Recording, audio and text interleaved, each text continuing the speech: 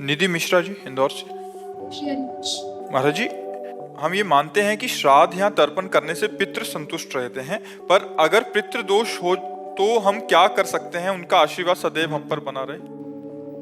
उसे ये प्रश्न तो किसी पंडित से कीजिए जो इन कार्य प्रणालियों को करते हैं।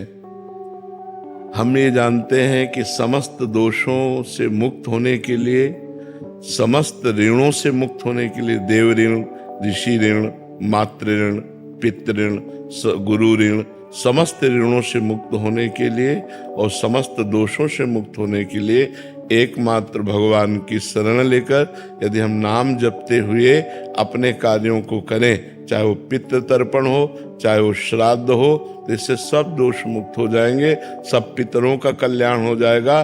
सात तरति सा लोकान तारयति, वो स्वयं तर जाता है, स्वयं तर जाता है, लोगों को तार देता है, जो अपने चित्त को भगवान में अर्पित कर देता है, जो निरंतर नाम जप करता है, भगवान की शरण में है।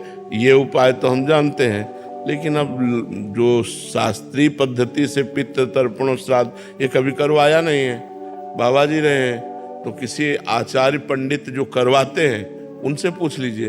अगर सबका टोटल पूछ रहे हो कि कैसे कल्याण हो, तो एक उपाय है, सर्वधर्मान परित्यज्य मामेकम शरणम ब्रज अहम त्वाम सर्व पापेभ्यो मोक्षयिष्यामि मा शुचा। भगवान कह रहे हैं, राष्ट्रपति हैं, मुकदमा हार गए, फांसी की सजा हो गई, तो एक उपाय है, राष्ट्रपति माफ कर सकता है, दूसरा ले। तो भगवान अखिल ब्रह्मांडों के अधिपति हैं, उनकी शरण में होकर नाम जप किया जाए, सर्व मंगल हो जाएगा, सर्व मंगल हो जाएगा। तो इसलिए हमारे तो यही उपाय पता है। अगर और छोटे मोटे उपाय जानने हो तो किसी आचार्य से मिलो जो आपको ऐसे उपाय बताए, हमको तो इसका ज्ञान है नहीं जी। अजीत दुबे जी, दादा वल्लभ श्री हरिवंश महाराज जी। महाराज जी, क्या नाम जप करने से बिगड़े हुए कार्य में सफलता पाई जा सकती है? बिल्कुल बिल्कुल, यही तो एक उपाय है जो बिगड़े हुए कार्य को संभाल दे, यही उपाय है, दूसरा कोई उपाय नहीं। भगवान का नाम जब सब बिगड़ी बना देता है, आप जप के देख लो। लेकिन ध्यान रखो, बिगड़ा है 100 ग्राम और भजन है 1 ग्राम, तो अभी बिगड़ी नहीं बनेगी। जब 100 के ऊपर, 100 ग्राम के ऊपर भजन बढ़ेगा, तब आपको फटाफट सब कुछ बनता नजर आएगा।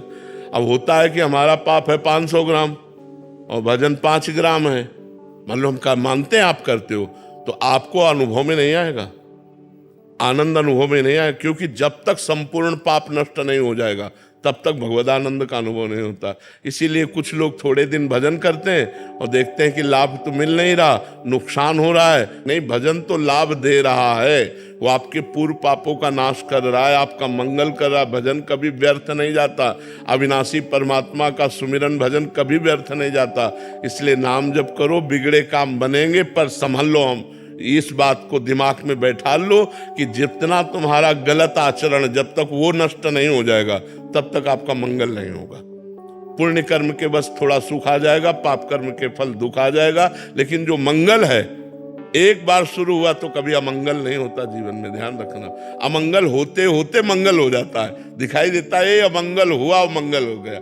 कई बार हमने कहा कि तलवार आएगी तो गले तक वो हार बन जाएगी, वो तुम्हारी गर्दन को नहीं काट, सीम की चाप से को तासु बड़ रखवार रमापति जासु, पर इतने में तो हालत खराब हो जाएगी। बस उसी में हालत खराब ना हो तो वही भक्त है, वही भगवान का भक्त। बड़ी कठिन बात है ये, बड़े लीला बिहारी भी हैं, बड़े लीला बिहारी। हरी तेरी गति लखना पर है, सारा खेल उन्हीं का चल रहा है।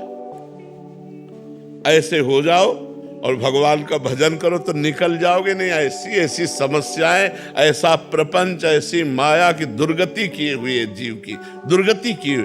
थोड़ी थोड़ी सी इंच जगह में भाई भाई को मारे डाला, थोड़ी सी वासना में पति पत्नी के बीच में मन मुटाव, पति पत्नी की हत्या, क्या क्या सब संसार में हो रहा है। अरे भगवान की शरण में हो जाओ, बुद्धि शुद्ध हो जाए तो बच जाओ, नहीं पता नहीं कौन सा पाप कहाँ करवा दे माया। और निरंतर नाम जप करो, तभी आनंद की अनुभूति होगी।